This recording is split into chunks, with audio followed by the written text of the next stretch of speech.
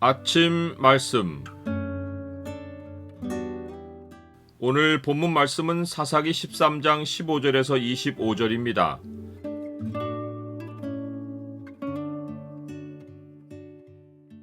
하나님의 복과 영이 삼손을 역사에 나타내셨다. 오늘 본문을 소망의 창으로 보면 하나님이 자기 그릇으로 삼은 사람에게 주시는 것이 무엇인지가 보입니다.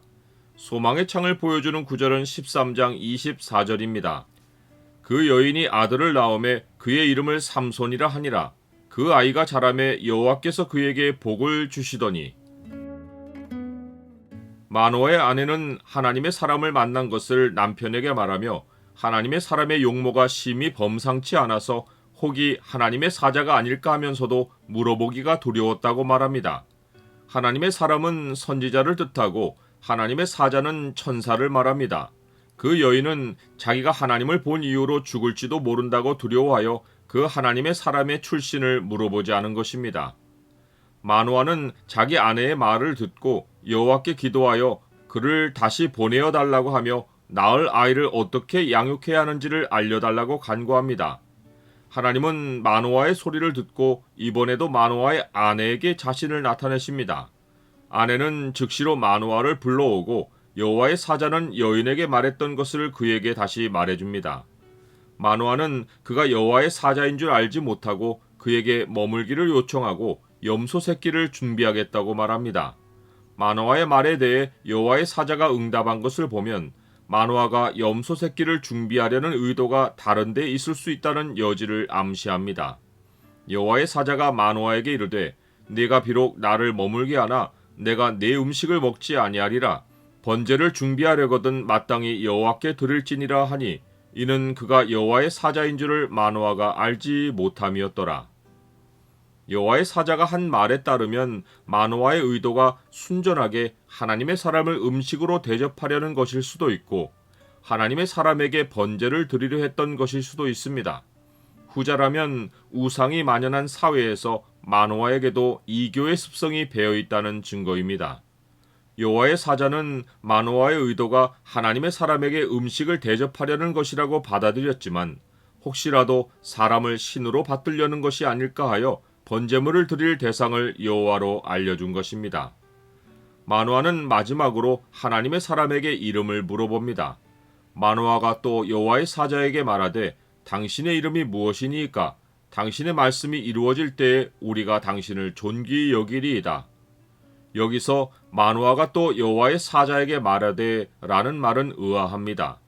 바로 앞에서는 마노아가 그가 여호와의 사자인 줄 알지 못했다고 했기 때문입니다.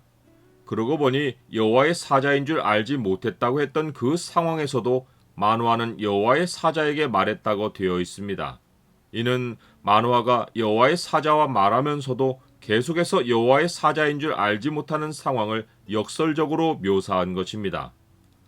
여호와의 사자는 마노아의 질문을 받아서 자신이 기묘자라고 말합니다. 그 뜻을 풀면 이해 바뀌다 혹은 이해를 벗어나 있다입니다. 이것도 여호와의 사자가 이름을 말해준 것이 아니라 마노아가 여호와의 사자를 눈앞에 두고도 알아보지 못하는 사실을 지적한 것입니다. 마노아는 여호와의 사자가 말한 대로 염소 새끼로 여호와께 번제를 드립니다. 이때 불꽃이 제단에서부터 하늘로 올라가는 동시에 여호와의 사자가 제단 불꽃에 휩싸여 올라가는 이적이 나타납니다.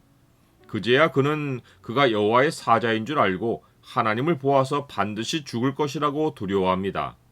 그러나 그의 아내는 여호와께서 제사를 받으셨고 말씀도 전해주셨으니 그런 일이 없을 것이라고 말합니다. 너무나 당연한 논리인데 마노아는 하나님을 보면 죽는다는 단순 사실에 매여 있습니다. 나는 영적 현실에 얼마나 민감합니까? 마노아의 아내는 하나님의 사람의 용모만 보고도 그가 여호와의 사자인가 했는데 마노아는 그를 눈앞에 두고도 기적을 체험하고 나서야 여호와의 사자를 알아보고 죽을 것이라고 두려워합니다. 여호와의 사자가 마노아에게 나타나지 않고 두 번이나 영적으로 민감한 그의 아내에게 나타나 아들에 관한 소식을 전한 것이 이상하지 않습니다. 작은 태양이란 뜻의 삼손이란 이름을 지어준 것도 마노아의 아내입니다. 이 아이가 어두운 영적 현실을 밝혀주기를 바라는 희망을 담았다고 볼 수 있습니다. 아이가 자라매 여호와께서 그에게 복을 주십니다.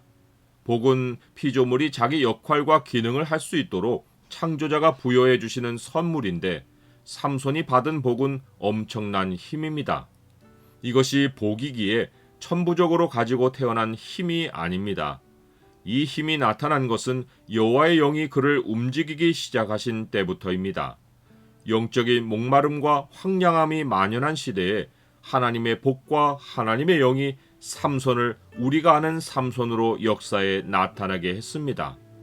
나는 목마른 자에게 물을 주며 마른 땅에 시내가 흐르게 하며 나의 영을 네 자손에게 나의 복을 네 후손에게 부어주리니 그들이 풀 가운데서 솟아나기를 시냇가의 버들같이 할 것이라.